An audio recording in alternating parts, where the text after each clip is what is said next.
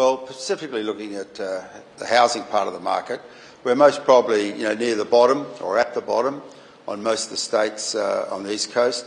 Maybe Victoria's got a little bit more to run, another 3 or 4 months, but we're down about 18 to 20% on where we were a year ago, so it's been quite a significant downturn. And I mean, we know the RBA is working to slow the economy with 13 rate rises so far. Is that the main reason for the slowdown in activity, or are there other factors? Well, as far as housing is concerned, yes, look, the cost of a house and affordability really are the main factors. Because we all know there's very low rental vacancy rate, we have high immigration. The industry really needs to be booming at this point, but it's not. It's really at the other side of the cycle. So those are the big factors. But costs have gone up a lot, and that's part of the price. Part of the problem. It's not just interest rates; it's the cost of construction that has worked its way through over the last sort of 3 to 5 years. And where are those costs? I mean, I know we had labour shortages, building materials costs were quite high. Have they come down? What are the biggest cost drivers at the moment? Well, look, the one that the government really needs to focus on is getting the bureaucracy to speed up the approval process.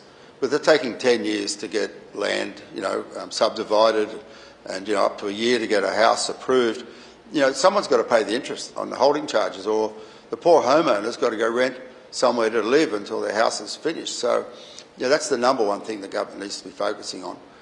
The other thing that's driving a lot of costs at the moment, which people don't realise, is that the infrastructure, the new airport in Sydney, the metro railway, all this infrastructure is dragging in not only raw materials that we need to make building products, but it's also dragging in the skilled people that we need to build those houses and other projects. So the level of infrastructure is causing enormous problems in the rest of the construction industry. So the government's proposing 1.2 million houses over 5 years. How is it going to achieve that if all of the resources, as you say, are being diverted elsewhere? Well, it's not. I congratulated them a year ago. I thought it was a great, inspirational target. But at the moment, they're on course for doing about 800,000. So they've got to miss by about a third. So they've really got to start thinking about, changing some things, changing the areas that they can affect and control, to make it happen. Because the houses are needed. I mean, what are we going to do if we don't build the houses? We're going to have people living in tents in Hyde Park. We have seen a lot of construction companies go bust in the last little while. The latest was just 2 days ago, Project Coordination. I mean, who is going to build these houses we need if the builders aren't there?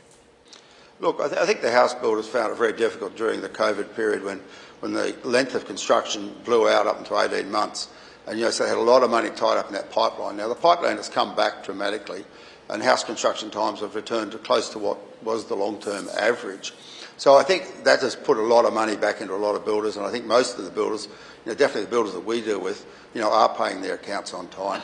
I think that people can have a reasonable confidence the builders out there at the moment are okay.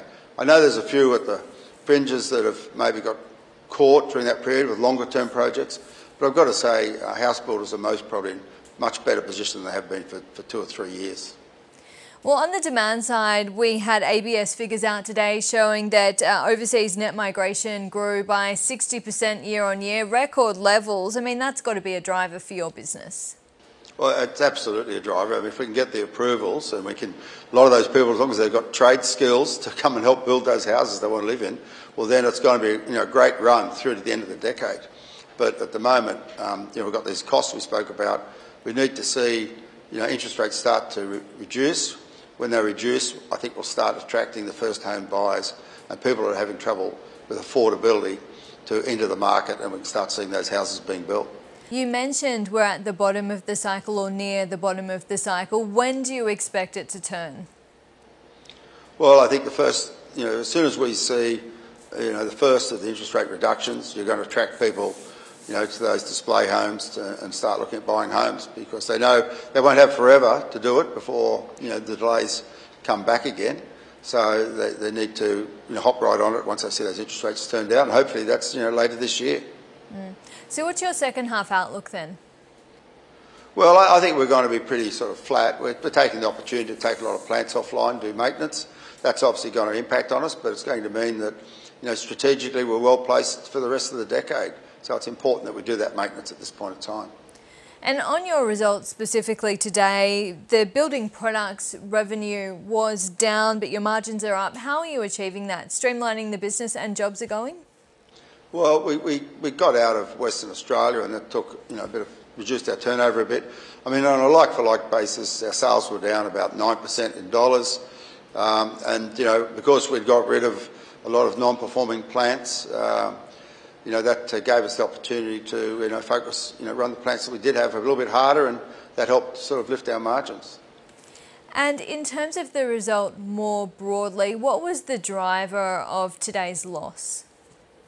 Well, it was really around our property investments. We have a $2 billion industrial property portfolio. It's gone up over $600 million the last 5 years, and with the higher interest rates, the value of that, the cap rates expanded and the value came down $230 million. So in the scheme of things, we're going very well. It's just a bit of a correction because of the higher interest rates. And of course, that's non-cash. It just washes through.